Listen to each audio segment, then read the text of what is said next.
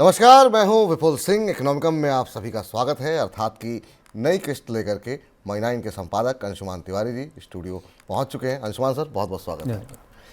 और आज का जो हमारा कार्यक्रम है और जो अर्थात है वो काफ़ी विशेष विषय पर है। एक ऐसी घटना पर है जिसका असर पूरी दुनिया पर पड़ रहा है। आज के विषय की बात बताएं उससे पहले आपको बता देते हैं कि इकोनॉमिकम आगे कैसे बढ़ेगा। सबसे पहले अर्थात पर चर्चा होगी, फिर आपके सवालों के जवाब, उसके बाद इनकम का पार्ट होगा और अंत में अंशुमान सर से किसी किताब या फिर वेब सीरीज़ के बारे में जानकारी लेंगे। लेकिन सबसे पहले लौटते हैं आज के विषय पर। आज के इकोनॉमिकम में हम आपको दुनिया के कारोबार के बीच में लेकर के चलते हैं। आप लाल सागर के तनाव से प्रभावित हो रहे व्यापार की सुर्खियां तो आप तक पहुंची रही होंगी। उधर पनामा नहर के रास्ते पहले ही व्यापार रुका पड़ा है। ऐसे में बड़ा सवाल ये है कि दुनिया भर में व्यापार कैसे होगा, क्या कारोबार थम जाएगा, सप्लाई चेन कैसे काम करेगी। इन तमाम सवालों के जवाब आज के इकोनॉमिकम में देखने को मिलेंगे। तो सर, क्या होगा भविष्य के कारोबार को लेकर? क्या कारोबार थम जाएगा, सप्लाई चेन कैसे काम करेगी? ये तमाम सवाल हैं जो कि मन में उठ रहे हैं। तो शुरुआत अर्थात किसी से करें। हाँ विपुल जी, ये सवाल सबके दिमाग में है और ये स्वाभाविक सी बात है कि दुनिया के दो प्रमुख रास्तों में स्वेज और पनामा के रास्ते अगर बंद हैं, वहाँ पर शिपिंग कंटेनर ट्रैफिक रुका हुआ है, तो ये खतरा सबके दिमाग में। और आज के अर्थात का विषय ही यही है कि दुनिया के कारोबार में एक ऐसी करवट आई जिसमें ये दो रास्ते बंद होने के बाद भी दुनिया उतनी बेचैन और परेशान नहीं दिख रही है जिस बात की संभावना दिखाई दे रही थी। और इसका सबसे बड़ा सबूत यह है कि दुनिया में कच्चे तेल की कीमतों में कोई बड़ी बढ़ोतरी नहीं दिखाई दी, जबकि ठीक कच्चे तेल के केंद्र के पास एक लंबे समय से युद्ध और टकराव चल रहा है और वो रास्ता भी बंद है जिस रास्ते से शिप्स गुजरते थे, जैसे कि रेड सी और स्वेज का रास्ता है, जहां से करीब करीब दुनिया का 30% कंटेनर ट्रैफिक जाता है और 12% ट्रेड होता है। यहाँ कारोबार बंद है, रास्ता बंद है और अफ्रीका से होकर शिप जा रहे हैं। दूसरा पनामा नहर का रास्ता है, उस नहर के रास्ते से 40% कंटेनर ट्रैफिक अमेरिका का गुजरता है, वहाँ पानी नहीं है, वो भी कंटेनर, वहाँ से भी ट्रैफिक बंद है। इसके बाद ये चिंता, ये सवाल उठना लाजिमी है कि दुनिया के कारोबारी करेंगे क्या, आपूर्ति कहाँ से करेंगे, उनके बाजारों में सामान कैसे आएगा, उनकी फैक्ट्रियों को कच्चे माल और पुर्जे कैसे मिलेंगे। बहुत सारे लोगों को लग रहा था कि इस सारे घटनाक्रम के बाद दुनिया का कारोबार रुक जाएगा, पर ऐसा नहीं हुआ। और इसकी यही आज के हमारे हमारी चर्चा का या विश्लेषण का विषय है कि स्वेज और पनामा नहर पर संकट आने से पहले दुनिया के कारोबार में एक बड़ी करवट शुरू हो चुकी थी और वो उस करवट ने हालांकि ये संकट अपना असर छोड़ रहे हैं कारोबार पर, ट्रेड पर, उसकी लागत बढ़ा रहे हैं, लेकिन नहरों का रास्ता रुकने से पहले ही दुनिया ने कारोबार ने अपना रास्ता बदल दिया था। और ये कारोबार जो बदलाव है वो चीन, भारत और एशिया की अर्थव्यवस्थाओं के लिए बड़ा निर्णायक साबित हो रहा है। हालांकि दुनिया के ट्रेड का अगर आंकड़ा आप देखें तो इसमें जो अंकटाट का आंकड़ा है उस हिसाब से दुनिया के कारोबार में कोई बड़ी बढ़ोतरी नहीं दिखाई दे रही है, लेकिन बड़ी तेज गिरावट भी नहीं है। अगर दुनिया का ट्रेड बढ़ा नहीं है तो अभी अपने स्तर पर स्थिर है। पर महत्वपूर्ण बात यह है कि दुनिया का व्यापार भौगोलिक रूप से सिकुड़ने लगा है और वो सिकुड़ना क्या है, इसे जानने के लिए हमें थोड़ा पीछे चलना होगा। सर, लेकिन ऐसा एक साल पहले ऐसा हुआ क्या था जिसका जिक्र आप कर रहे हैं? हाँ, और इसे जानने के लिए हमें एक साल पहले की घटना आपको याद दिलानी होगी। एक साल का लंबा समय हो सकता है इस सुर्खी से या इससे आपका परिचय रहा हो, लेकिन हम फिर से आपको याद दिलाना चाहते हैं। और नहीं तो ये फिर बेहद अनोखी घटना थी। बात 2023 की शुरुआत की है, पहला महीना था। अमेरिका के और दुनिया के ट्रेड सर्कल्स के बीच एक बड़ी खबर ने काफ़ी सनसनी फैलाई। खबर ये थी कि वालमार्ट को एक बड़ा ऑर्डर देना था। वालमार्ट को करीब 10 लाख वर्दियां सिलवानी थी कर्मचारियों के लिए। और वालमार्ट आपको पता है दुनिया की सबसे बड़ी कंपनी है, अरकानसा की कंपनी है, दुनिया की सबसे बड़ी बायर है। जितने भी सप्लायर हैं दुनिया में उनके यहाँ वालमार्ट के डिवीजन्स हैं जो वालमार्ट को सीधे सप्लाई करते हैं। इसलिए वालमार्ट जब भी कोई ऑर्डर देती है तो शेयर बाजार ऊपर नीचे होता है। जिस कंपनी को ऑर्डर मिलता है उस कंपनी के स्टॉक्स पर उसका असर दिखाई देता है। वालमार्ट ने क्या किया कि ये ऑर्डर दिया मैक्सिको की एक कंपनी को जिसका नाम था प्रेस्लो। एक आराम सी कंपनी थी, एक परिवार इसको चलाता था। प्रेस्लो को ऑर्डर मिलने के बाद पूरी दुनिया के ट्रेड हलकों में काफ़ी चर्चा शुरू हो गई और उनको लगा कि अचानक ये हुआ क्या, क्योंकि ये पहला मौका था जब वालमार्ट ने अपने चीन के सप्लायर को की जगह मैक्सिको की एक कंपनी को, मैक्सिको के एक सप्लायर को इतना बड़ा ऑर्डर दिया था।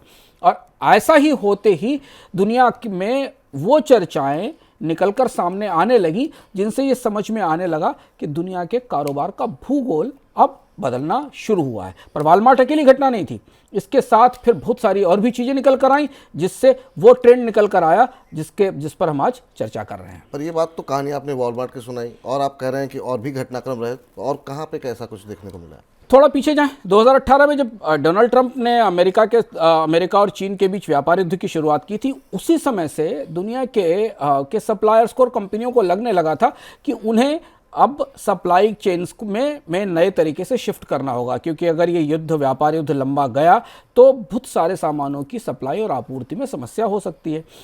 व्यापार अपने तौर तरीके बदलने की कोशिश कर रहा था। चीन के उपकरणों को लेकर अमेरिका में सुरक्षा की चिंताएं बढ़ रही थी। चीन को भी लग रहा था कि यूरोप और अमेरिका के बाज़ारों में लंबे समय तक आपूर्ति में बाधा आएगी, इसलिए वो एशिया के बाज़ार में अपनी पैठ और अपनी दखल बढ़ा रहा था। RCEP बना, जिसके बारे में हम आपको बताते रहे, जिसमें भारत शामिल नहीं हुआ। इसके तत्काल बाद कोविड आ गया।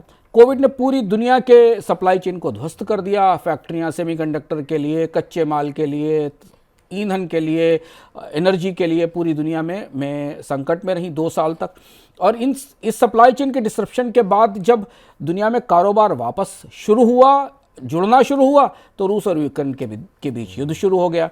चीन और अमेरिका के व्यापार रिश्ते बिगड़े ही थे। रूस की तरफ से जो ईंधन की और एनर्जी और मिनरल्स की यूरोप को सप्लाई थी, वो पूरी तरह बंद हो गई। और इसके तत्काल बाद अमेरिका की तरफ से चिप्स एक्ट आया, जिसमें सेमीकंडक्टर से जुड़ी तकनीकों के निर्यात पर पाबंदी लगा दी गई थी। खासतौर से चीन के साथ सेमीकंडक्टर तकनीकों के लेन देन को बेहद सख्ती से रोक दिया गया था। ये सब जब तक संभलता, तब तक हमने पनामा और सुएज, इन दोनों कैनाल्स में रास्ते पर ट्रेड में बाधा देखी। तो 2023 जब खत्म हुआ तो एक चीज़ बड़ा स्पष्ट हो गई कि दुनिया के व्यापार में अब एक बड़ी करवट आ गई है। 2020-21 तक डिप्लोमेटिक चर्चाओं में, ट्रेड की चर्चाओं में ये शब्द उभरते थे जिनको नियर शोरिंग और फ्रेंड शोरिंग कहा जाता था। नियर शोरिंग का मतलब है कि अपने करीब के बाजार से माल लेना, पड़ोसी के बाजार से माल लेना, सामान आपूर्ति लेना। और फ्रेंड शोरिंग का मतलब कि दोस्त देशों के साथ, जो मित्र देश हैं, उनके साथ सामानों की आपूर्ति करना। ये तब डिप्लोमेटिक चर्चाओं का हिस्सा थे। लेकिन अब हमारे पास व्यापार के वो सारे आंकड़े हैं एक साथ, और काफ़ी बड़े और महत्वपूर्ण आंकड़े हैं, जो ये बता रहे हैं कि 2024 की शुरुआत से पहले तक दुनिया का ट्रेड अब पूरी तरह नियर शोरिंग और फ्रेंड शोरिंग की तरफ बढ़ रहा है, जिसमें ग्लोबल सप्लाई चेन्स डिसइंटीग्रेट हो रही हैं, टूट रही हैं, और लोकल सप्लाई चेन्स का दौर सामने आ रहा है। और ये ग्लोबलाइजेशन का बिल्कुल उल्टा है, क्योंकि ग्लोबलाइजेशन में जब हमने देखा था कि दुनिया की कंपनियां दुनिया के किसी भी हिस्से में जहां सस्ता कच्चा माल हो, जहां अच्छा लेबर हो, जहां अच्छे स्किल्ड मैन पावर हो, वहां जाकर वो अपने उत्पादन की इकाइयां लगाती थी और उसको पूरी दुनिया में सप्लाई चेन बनाकर सप्लाई करती थी। लेकिन ये पूरी परिस्थिति बदल गई, और फिर आया विपुल जी साल का सबसे सनसनीखेज आंकड़ा, जो हमें पिछले साल के अंत में मिला। यह आंकड़ा यह था कि अमेरिका का सबसे बड़ा व्यापार भागीदार अब चीन नहीं रहा। यानी अमेरिका के सबसे बड़े ट्रेड पार्टनर की कुर्सी से चीन बेदखल हो गया, और कनाडा और मैक्सिको उसके सबसे बड़े व्यापार भागीदार बनकर सामने उभरे। तो जो बात 2022-2021 से शुरू हुई थी 2023 में, वो आंकड़ों में स्पष्ट होकर सामने दिखाई देने लगी। सर, लेकिन अब पूरी आंकड़े जो है वो काफ़ी दिलचस्प होते जा रहे हैं, लेकिन ये समझना चाहेंगे कि आखिर में सप्लाई चेन बदली कैसे, क्या कुछ उसका प्रोसेस रहा है, ये जरा समझाइए। ये समझना बेहद ज़रूरी है, और यही प्रक्रिया है जो 2023 के अंत में हमें मिली, और इसलिए भारत या दुनिया के तमाम निर्यातोन्मुख देशों को या निर्यात करने वाली कंपनियों को अपने पूरे तौर तरीके बदलने पड़ रहे हैं। हुआ ये कि दुनिया का सप्लाई चेन नेटवर्क वैसे भी काफ़ी उलझा हुआ परतदार है। एक पुर्जा कहीं बनता है, दूसरा पुर्जा कहीं बनता है, और यही ग्लोबल विलेज था, कनेक्टेड विलेज था, जिसके जरिए आप एक किसी उत्पाद के एक हिस्से के लिए जापान की फैक्ट्री पर निर्भर होते थे, दूसरे हिस्से के लिए चाइना की फैक्ट्री पर निर्भर होते थे। तो जिस करवट के तहत वॉलमार्ट ने मैक्सिको को चुना, वो दुनिया के सप्लाई चेन में एक नए शिफ्ट का संकेत है। अब इसे हम थोड़ा भीतर से समझें तो हमें समझ में आएगा।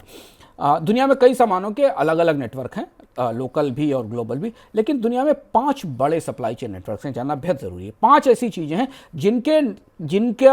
की आपूर्ति और जिनके ग्राहक पूरी दुनिया में फैले हैं। उत्पादक भी दुनिया के अलग अलग देशों में हैं और ग्राहक भी अलग अलग देशों में। इसमें सबसे पहला कम्युनिकेशन उपकरण का है, संचार के उपकरण है, जिसमें कि सैटेलाइट से लेकर फ़ोन तक शामिल हैं। दूसरा इलेक्ट्रिकल मशीनरी है। तीसरा मोटर व्हीकल्स हैं।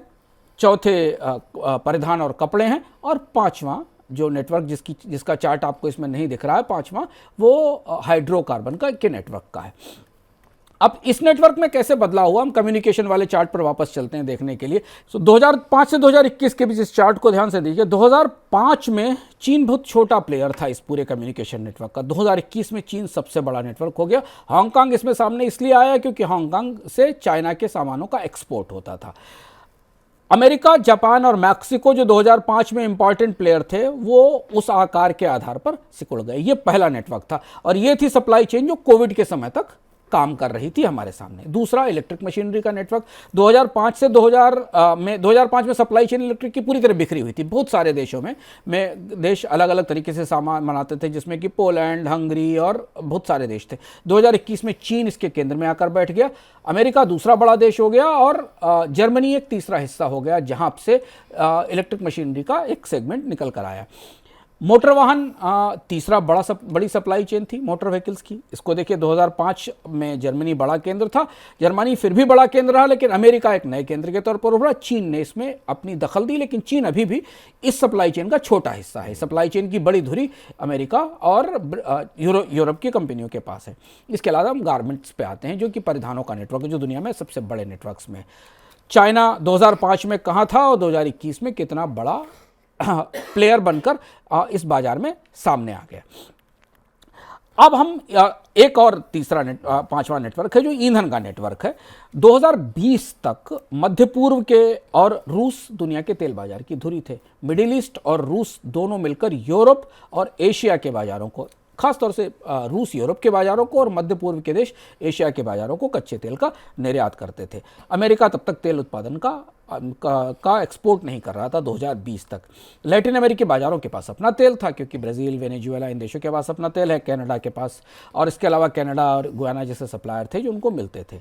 शिफ्ट क्या आया जो देखना हमारे लिए ज़रूरी है, जो सबसे बड़ा बदलाव आया, जो उस सूचना पर जिसने पिछले दिनों में व्यापार की दुनिया में सबसे ज़्यादा सनसनी फैलाई, वो ये थी कि कनाडा और मैक्सिको चीन के सबसे बड़े भागीदार हो गए। हुआ ये कि व्यापार भागीदार की कुर्सी से चीन के बेदखल होने के बाद सप्लाई चेन का एक बड़ा हिस्सा चीन से शिफ्ट होकर कनाडा और मैक्सिको में आ गया, और वो हमें अब दिखाई देने लगा है। जी सर, आपने इतने सारे आंकड़े बताए, लेकिन इन तमाम आंकड़ों का मैक्सिको वाली खबर से क्या संबंध, क्या है उसका? इसकी मैक्सिको वाली खबर से संबंध सबसे बड़ा ये कि अमेरिका के लिए बड़े सप्लाई नेटवर्क के तौर पर जो अंकटाट की ताजी रिपोर्ट है, जिसके आंकड़े हम आपको दिखा रहे थे, उसने ये बताया कि अमेरिका के सप्लाई नेटवर्क के तौर पर मैक्सिको और कनाडा सबसे बड़े भागीदारों के तौर पर उभर रहे हैं। एक तरफ कनाडा, दूसरी तरफ मैक्सिको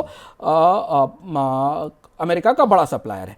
अंकटाट की जो रिपोर्ट है, जो ताजी रिपोर्ट आई, उसमें ये पता चला कि आंकड़े बता रहे हैं कि कम्युनिकेशन, अपैरल और इलेक्ट्रिसिटी के लिए आमतौर पर अमेरिका, यूरोप और एशिया के बाजार अपने या जगह से 5500 किलोमीटर दूर से आपूर्ति करते थे, लेकिन अब ये घटते 3500 से 4000 किलोमीटर के आसपास की दूरी पर आ गया है। अगर आप पूरी दुनिया में सप्लाई चेन के डिस्टेंस को देखें तो 2020 के बाद इस डिस्टेंस में धीमे धीमे कमी आना शुरू हुई, और इस कमी का असर हमें ये दिखाई देता है कि ज़्यादातर दुनिया के देश अब इसमें जो लाइन है, जो रेड लाइन है जिसको जियोपॉलिटिकली डिस्टेंट लाइन कहते हैं, और जियोपॉलिटिकली वेरी डिस्टेंट यानी बहुत दूर और दूर वाले देशों के साथ कारोबार कम हो रहा है, और जो ग्रीन लाइन है, जो करीब के देश हैं, उनके साथ कारोबार में बढ़ोतरी हो रही है। ये बड़ा शिफ्ट था, और इस शिफ्ट का ही नतीजा था कि कनाडा और मैक्सिको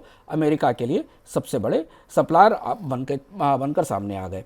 अंकटाट और WTO के आंकड़ों ने हमें यह भी बताया विपुल जी कि खनिजों के मामले में कनाडा, कपड़ों के मामले में मैक्सिको और वाहनों के मामले में यूरोप अब अमेरिका के सबसे बड़े सप्लायर हैं, जबकि ईंधन के बाजार में यूरोप का सबसे बड़ा सप्लायर अब अमेरिका हो गया है। अमेरिका के तेल का बड़ा हिस्सा और गैस का बड़ा हिस्सा यूरोप को जाने लगा है। थोड़ा बहुत बचा हुआ जो बाजार यूरोप का था वो मध्य पूर्व के पास पहुंच गया है। रूस अपने कच्चे तेल की आपूर्ति के लिए, बेचने के लिए भारत और चीन पर पूरी तरह निर्भर है। इसके अलावा बाकी बाजारों में उसका तेल नहीं जाता है। इस पूरे मामले में नियर शोरिंग और फ्रेंड शोरिंग में जिस देश को सबसे ज़्यादा फायदा हुआ वो मैक्सिको है। सबसे बड़ा फायदा मैक्सिको को दिखाई दे रहा है, और दूसरा सबसे बड़ा देश कनाडा है इस पूरे नए शिफ्ट में जो हमें व्यापार में दिखाई दे रहा है। मैक्सिको में अमेरिका के बाजार को ध्यान में रखकर नए निवेश हो रहे हैं। एक एग्रीमेंट है अमेरिका, यूएस, कनाडा और मैक्सिको के बीच, जिसको US Canada Mexico free trade agreement कहते हैं, यानी USMCA। ये इस क्षेत्र में कारोबार की फ्रेंड शोरिंग का या नियर शोरिंग का नया सबसे बड़ा केंद्र बन रहा है, और इससे अमेरिकन कॉन्टिनेंट का जो कारोबार है वो अब एशिया से शिफ्ट होकर खासतौर से चीन से और एशिया से शिफ्ट होकर यहाँ पर केंद्रित हो रहा है। आपको याद होगा, वो खबर भी आपने पढ़ी होगी सुर्खियों में, कि टेस्ला ने अपनी बैटरी बनाने की नई यूनिट की घोषणा मैक्सिको में की है। पहले ये यूनिट चीन में लगाई जानी थी। सर, अभी जो आपने पूरा भूगोल समझाया हमको, किस किस तरीके से शिफ्ट हो रहा है, इस नए भूगोल में, व्यापारिक भूगोल में चीन कहाँ दिखाई दे रहा है आपको? सबसे ज़्यादा झटका इस नई नियर शोरिंग और फ्रेंड शोरिंग की व्यवस्था में चीन को लगा है, क्योंकि ये जो जिस बाजार की काम जिक्र कर रहे हैं अमेरिका के, कनाडा के, उन बाजारों में चीन का एक्सपोर्ट सबसे ज़्यादा था, चीन का निर्यात सबसे बड़ा था। अब पश्चिम के साथ व्यापार में चीन की दूरी बढ़ रही है। हमने आपको बताया कि 5500 किलोमीटर आमतौर पर एक सप्लाई चेन चलती थी। एक सप्लाई चेन का जो एरिया था या जो डिस्टेंस था वो 5500 किलोमीटर था, लेकिन कोविड के बाद जो नियर शोरिंग और फ्रेंड शोरिंग आई, उसके बाद वो घटकर 3500 किलोमीटर और 3000 किलोमीटर से भी कम रह गया। तो चीन से पश्चिम की दूरी बढ़ रही है, और जो अपने आप में काफ़ी बड़ा, रोचक और दूरगामी बदलाव है। इस बदलाव का असर हमें चीन की आर्थिक विकास दर पर दिखाई दे रहा है। इसीलिए चीन की आर्थिक विकास दर 80 के दशक में उदारीकरण शुरू होने के बाद पहली बार ऐसा हुआ है जब 5% से नीचे आ रही है, और सिर्फ इसका यही वजह है कि दुनिया के बाकी देशों ने अपने आसपास की अर्थव्यवस्थाओं से की आपूर्ति पर खुद को केंद्रित करना शुरू कर दिया है। हम आपको कुछ और आंकड़े दिखाते हैं। केरेज की एक ताज़ी स्टडी हमें मिली। उस स्टडी ने यह बताया कि अमेरिका और चीन के बीच में ट्रेड की डीकपलिंग हो रही है, यानी अमेरिका और चीन अब दूरी बढ़ा रहे हैं ट्रेड को लेकर। इस आंकड़े से आपको करीब से जब चार्ट को देखेंगे तो आपको समझ में आएगा कि अमेरिका दुनिया का सबसे बड़ा इंपोर्टर है और चीन उसका सबसे बड़ा व्यापार भागीदार था। 2018 से 2020 के बीच अमेरिका का मर्चेंडाइज ट्रेड करीब 706 अरब डॉलर बढ़ा। 2022 तक 706 अरब डॉलर बढ़ा, लेकिन चीन का निर्यात अमेरिका को लगातार घटता चला गया। ऐसा नहीं कि अमेरिका की इंपोर्ट में कमी आई या अमेरिका की अर्थव्यवस्था में सुस्ती आई, पर अमेरिका ने इस इंपोर्ट को रिप्लेस कर दिया, इसका स्रोत बदल दिया। जो इंपोर्ट चीन से अमेरिका को जाता था वो कनाडा, मैक्सिको और बाकी देशों से जाने लगा। अगर आप इस आंकड़े को करीब से देखें, इस चार्ट को हम रोकेंगे, ध्यान से देखने की कोशिश करें, यूएस का जो मर्चेंडाइज इंपोर्ट है, इसमें अब जिन देशों से अमेरिका के व्यापार में सबसे ज़्यादा कमी आई है उसमें चीन, वेनेजुएला और रूस है। वेनेजुएला और रूस को आप अलग कर दिए क्योंकि इनके ऊपर प्रतिबंध लगे हुए हैं, ये तो सैंक्शंस में। इसके अलावा जो तीसरा सबसे महत्वपूर्ण देश है जिससे अमेरिका के व्यापार में कमी आई है वो चाइना है, और यही असर हमें दिखाई पड़ा कि चीन के अमेरिका का इंपोर्ट तो बढ़ रहा था पर उसमें चीन की हिस्सेदारी लगातार घट रही थी। अब दूसरा ग्राफ देखिए, सबसे ज़्यादा असर पड़ा चीन से इलेक्ट्रॉनिक्स के ट्रेड में, और इसीलिए जब मैंने आपको सप्लाई चेन्स के बारे में बताया जो शिफ्ट हो रही थी, तो उसमें सप्लाई चेन की बड़ी शिफ्टिंग मैक्सिको में हो गई इलेक्ट्रॉनिक्स की, क्योंकि चीन से इलेक्ट्रॉनिक्स का निर्यात बढ़ा। अब आप या निर्यात चीन से अमेरिका को इलेक्ट्रॉनिक्स के निर्यात में बड़ी कमी आई, जबकि मैक्सिको से निर्यात बढ़ा। और आप इस बीच में याद होगा आपको कि चीन की सरकार, अमेरिका की सरकार की तरफ से तमाम सख्ती की गई थी, चीन के उपकरणों को रोका गया था, जासूसी के तमाम मामले खोले गए थे। उन सब का सामूहिक असर हमें इस शिफ्ट में दिखाई देता है। जबकि अब मैक्सिको, वियतनाम और कुछ हद तक भारत तीसरी ऐसी अर्थव्यवस्था है जहां से अमेरिका को कुछ सामानों का निर्यात बढ़ रहा है, पर मैक्सिको और वियतनाम ने काफ़ी बड़ा हिस्सा इस शिफ्ट में अमेरिका को हासिल किया है। सर, लेकिन अगर भारत की बात करें, चीन के बारे में आपने काफ़ी बातें की, भारत की स्थिति कैसी दिखाई दे रही है मौजूदा परिदृश्य में? दिलचस्प भूगोल बन रहा है विपुल। इस समय दुनिया के बाजारों में मौजूदा परिस्थिति में अमेरिका से चीन की दूरी बढ़ रही है, तो फिर चीन कर क्या रहा है? चीन दरअसल आरसेप के सहारे एशिया के बाजार को अपना मुख्य आधार बना रहा है। वो आरसेप जिससे भारत ने दूरी बनाई थी। चीन ने पिछले 3-4 साल में, कोविड से पहले से लेकर और कोविड के बाद, एशिया को अपने एक्सपोर्ट्स का फोकस बनाया है, और इसलिए एशिया की अर्थव्यवस्थाओं को चीन अलग अलग तरीके से इन्फ्लुएंस करता है।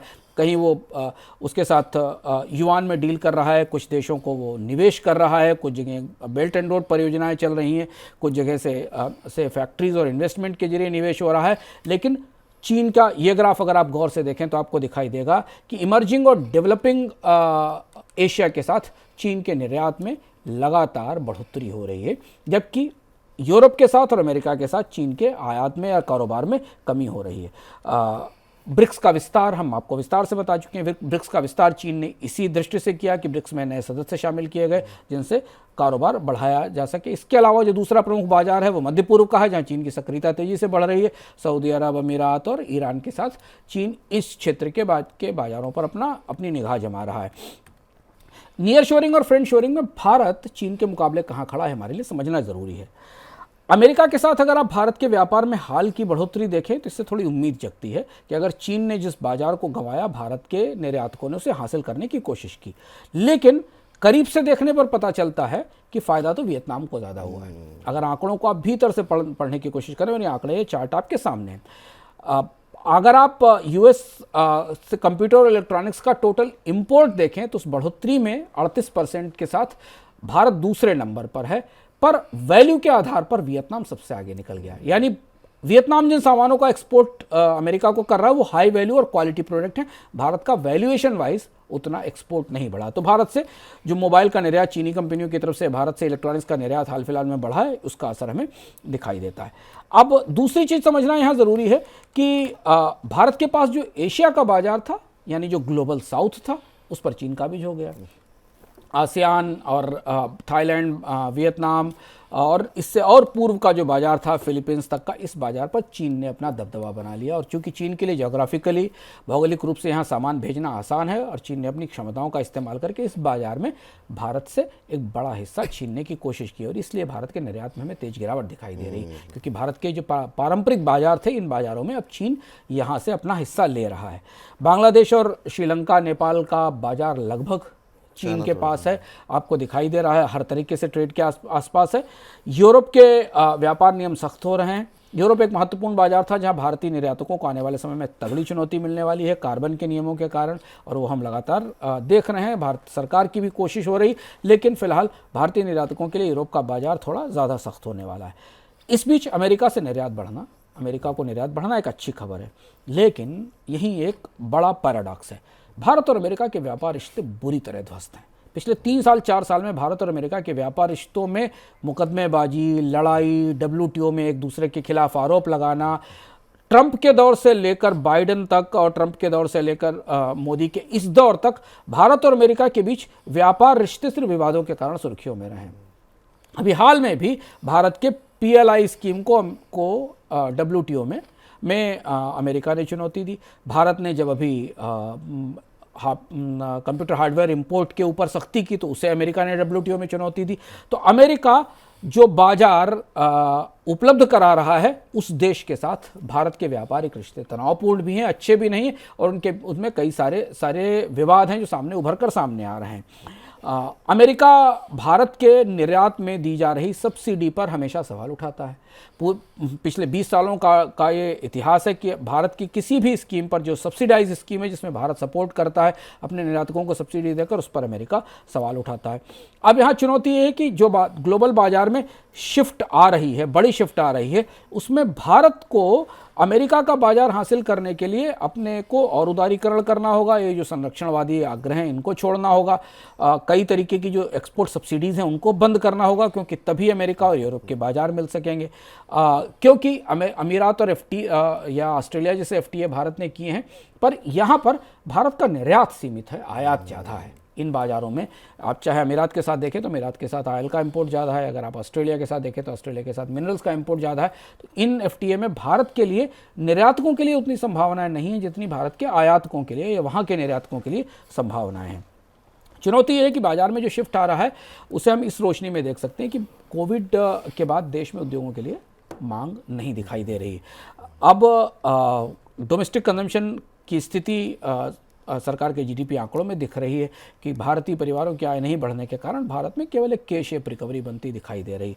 ऐसी स्थिति में भविष्य में उद्योगों के लिए निवेश का और मांग का प्रमुख स्रोत निर्यात होने वाला है।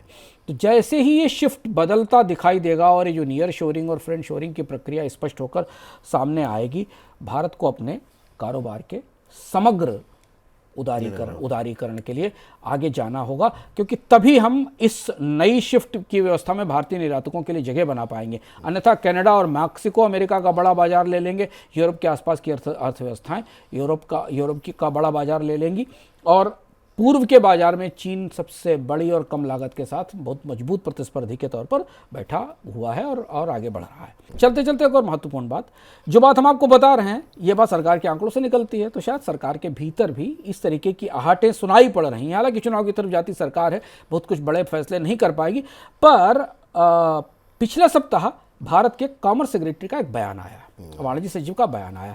पहली बार पिछले इस मौजूदा एनडीए सरकार के 10 साल के कार्यकाल में पहली बार वाणिज्य सचिव ने एक बेहद महत्वपूर्ण बात कही, जहां से लगता है कि जो तकलीफ है, जो दर्द है, जो निर्यात में पिछड़ने का असर है, दुनिया के बाजार में जो करवट है, फ्रेंड शोरिंग और नियर शोरिंग दिखाई दे रही, इसका असर कहीं ना कहीं भारत के सत्ता तंत्र में, नीति निर्माता तंत्र को महसूस हो रहा है।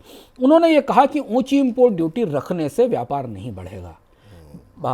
स्वदेशीवाद का जो बेसिर पैर आग्रह 2014 से शुरू हुआ था, उसके बाद आपको याद होगा कि भारत ने इंपोर्ट ड्यूटी बढ़ाने का रिकॉर्ड बनाया। शुरुआत के बजटों में, मोदी सरकार के शुरुआत के बजटों में रिकॉर्ड इंपोर्ट ड्यूटी बढ़ाई गई, और ये कहा गया कि जब तक आप आयात महंगा नहीं करेंगे तब तक घरेलू उद्योगों को प्रोत्साहन नहीं मिलेगा, घरेलू उद्योग अपना उत्पादन नहीं बढ़ाएंगे। लेकिन ऐसा कुछ नहीं हुआ। भारत में इंपोर्ट लगातार बढ़ता चला गया। हम अलग अलग कार्यक्रमों में आपको विस्तार से भारत के बढ़ते इंपोर्ट की, इलेक्ट्रॉनिक्स की, फार्मास्यूटिकल के बारे में बता चुके हैं। पीएलआई को प्रोत्साहन भी दिए गए, तब भी भारत में निवेश नहीं आया, इंपोर्ट बढ़ता चला गया। निर्यात तो नहीं बढ़े, इंपोर्टेड महंगाई और हमारे यहाँ आ गई। रुपया इतना कमज़ोर है कि निर्यात प्रतिस्पर्धात्मक होने चाहिए, लेकिन रुपए की कमजोरी से निर्यात नहीं बढ़ा। तो ऐसा लगता है जैसे कि इंपोर्ट ड्यूटी को लेकर सरकार के भीतर कहीं ना कहीं पुनर्विचार शुरू हुआ है। वह अंग्रेजी का मुहावरा है मियाँ कल्पा, कि हमसे शायद बाजार को समझने में थोड़ी गलती हुई है। और अगर ये बात गंभीरता से कही गई वाणिज्य सचिव की तरफ से कि भारत में इंपोर्ट ड्यूटीज़ कम होनी चाहिए, आयात शुल्कों में कमी होनी चाहिए, तो ये एक अच्छी शुरुआत है। निर्यात के लिए भारत को, निर्यात बाजार के लिए भारत को यही उम्मीद बची है कि उसे वापस इन बाजारों के हिसाब से अपने बाजार के उदारीकरण के लिए आगे जाना होगा, क्योंकि नई करवट के बाद दुनिया की सप्लाई चेन्स अगले 1-2 साल में वैसी बिल्कुल नहीं रह जाएंगी जैसी सप्लाई चेन्स हमें कोविड से पहले मिली थी। तो किस तरीके से दुनिया में बदलाव हो रहे हैं सर, आपने बहुत आसान भाषा में, बहुत सरल भाषा में, तमाम जटिल आंकड़े थे, बहुत स्पष्ट रूप से समझाया, और मुझे लगता है हमारे दर्शकों को भी ये तमाम आंकड़े देख करके जो है आश्चर्य होगा किस तरीके से दुनिया बदल रही है, दुनिया के भौगोलिक परिदृश्य व्यापार की दृष्टि से बदल रहा है। बहुत सारे सवाल भी आए हैं सर, कुछ एक सवालों के जवाब हम चाहेंगे कि आपसे ले लें। विष्णु जी ने सवाल किया है हमें और कह रहे हैं कि सरकार तेल मार्केटिंग कंपनियों में हिस्सा क्यों नहीं बेचती है। कह रहे हैं कि अगर हिस्सा बेचेगी तो सरकार को कमाई होने के साथ साथ वित्तीय घाटा भी कम हो जाएगा। तेल मार्केटिंग कंपनियों पर सरकार अपना नियंत्रण नहीं छोड़ना चाहती, क्योंकि जैसे जैसे आप तेल मार्केटिंग कंपनियों में अपना हिस्सेदारी बेचेंगे, वैसे वैसे सरकार का असर तेल की नीतियां तय करने में सीमित होता चला जाएगा। और सरकार के पास अब कितनी कंपनियां ही बची हैं जिनसे अच्छा लाभांश, अच्छा नियंत्रण आ रहा है। भारत के तेल मार्केट की मोनोपोली सबको पसंद है, सरकार को मोनोपोली पसंद है तेल बाजार की, क्योंकि अगर मोनोपोली खत्म की जाए, प्रतिस्पर्धा लाई जाए, तो शायद कच्चे तेल की कीमतों में कमी के साथ आपके लिए पेट्रोल डीजल भी कम होगा। पर अभी तो ये तेल कंपनियां सरकार के लिए डिविडेंड का, टैक्स का और तमाम सुविधाएं जो सरकार एक सरकारी कंपनी की मालिक होने के नाते उठाती, उनका सबका केंद्र है। तो इससे सरकार बहुत सीमित मात्रा में इक्विटी बेचती है, और उतनी ही बेचती है जिससे उसका डिसइन्वेस्टमेंट के लक्ष्य में थोड़ी मदद मिल जाए। अभिषेक श्रीवास्तव जी का अगला सवाल है, और अभिषेक श्रीवास्तव जी कह रहे हैं कि 2024 में स्मॉल कैप कंपनियों का भविष्य कैसा रहेगा। दिलचस्प सवाल है विपुल जी। तो रोज सुबह से शाम तक इन कार्यक्रमों में अलग अलग कार्यक्रमों में हेलो मनी 9 में आपसे स्मॉल कैप स्टॉक्स पर चर्चा करते हैं। अगर वैल्यूएशन के निगाह से देखें तो काफ़ी ऊंचे वैल्यूएशन है, और इसलिए वैल्यूएशन के फार्मूले के हिसाब से स्मॉल कैप में अब एक करेक्शन की गुंजाइश या संभावना बनती दिखाई देती। कुछ कंपनियों की तो वैल्यूएशन 200% तक ऊपर, 300% तक ऊपर गए। आपको ये भी याद होगा कि पिछले साल भारत के कई फंड मैनेजर्स ने स्मॉल कैप में निवेश को लेकर चेतावनी दी थी, और ये कहा था कि इन कंपनियों में इतने ऊपर जाने की गुंजाइश बनती नहीं दिखाई दे रही। तो करेक्शन की संभावना बनती दिखाई दे रही है इस साल, पर चूंकि शेयर बाजार में ना तो सब बिल्कुल पूरी तरह अच्छा होता है और ना सब पूरी तरह खराब होता है, अच्छे चुनने वाले को ही यहाँ हीरे और मोती मिलते हैं। तो स्मॉल कैप में भी चुनौतीपूर्ण, संकटपूर्ण, साफ सुथरे कारोबार ना करने वाली कंपनियां भी हैं और अच्छी मजबूत कंपनियां भी हैं। शेयर चुनाव ही दुनिया का सबसे कठिन काम है। तो आप सही शेयर चुने तो स्मॉल कैप में भी आपको रिटर्न मिलेंगे, लार्ज कैप में भी रिटर्न मिलेंगे। हाँ, लेकिन जैसा आप बता रहे हैं 2023 जैसा रिटर्न तो नहीं हुआ, क्योंकि बहुत ज़्यादा अच्छी चीज़ें 2023 तक मतलब 2023 में पूरा पैक मूव किया था स्मॉल कैप का, वो पैक का मूवमेंट 2024 में तो उम्मीद बनता नहीं दिखाई देता। सिलेक्टिव स्टॉक्स जो अपने परफॉर्मेंस के बेस पे, फंडामेंटल्स के बेस पे ऊपर जाएंगे, इस बात की संभावना जरूर है। चलिए सर, तो फिलहाल इस बार इनकम की बात में क्या कुछ बताने वाले हैं सर? महीने की शुरुआत है और हमारे पास मनी 9 पर आपको इस पूरे महीने, पूरे साल के दृष्टिकोण के आधार पर अलग अलग जगह निवेश करने के हमारे जो मासिक शो हैं, मंथली शो हैं, वो आते रहते हैं। और इस हफ्ते आप देखेंगे गोल्ड सेंट्रल, जिस सप्ताह आप इसे मनी 9 के सुपर ऐप पर देख रहे होंगे, उस हफ्ते गोल्ड सेंट्रल आएगा। गोल्ड सेंट्रल हमारा सबसे खास महीने का शो है, जिसमें सोने के बारे में, सोने की संभावनाएं, निवेश, चुनौतियां, इन सब के बारे में विस्तार से बताते हैं, विशेषज्ञों से बात करते हैं। आपको याद है पिछले साल सोने ने 13% के आसपास रिटर्न दिया। सोने के रिटर्न की दृष्टि से पिछला साल बेहद शानदार रहा। अभी सोने के सॉवरेन गोल्ड बॉन्ड की नई किस्त भी खोली गई। बाजार में क्या होने वाला है सोने के भविष्य को लेकर, कौन से सोने में निवेश करना चाहिए, बॉन्ड में, ETF में कहाँ जाना चाहिए, क्यों सोना आपके निवेश पोर्टफोलियो का हिस्सा होना चाहिए, कितना होना चाहिए, ये सारे सवालों के जवाब आपको इस बार गोल्ड सेंट्रल में मिलेंगे। उसे देखिए और पूरे साल सोने में निवेश की अपनी योजना बनाइए। जी, तो और उसको देखने के लिए आपको थोड़ा सा कष्ट ये करना होगा कि मनी 9 के ऐप को अभी तक जिनके पास नहीं है वो लोग डाउनलोड कर लीजिए, क्योंकि ये तमाम, चाहे आप जो कार्यक्रम अभी देख रहे हैं या हमारा जो स्पेशल शो गोल्ड सेंट्रल है, वो सब आपको मनी 9 के ऐप पर ही उपलब्ध मिल पाएगा।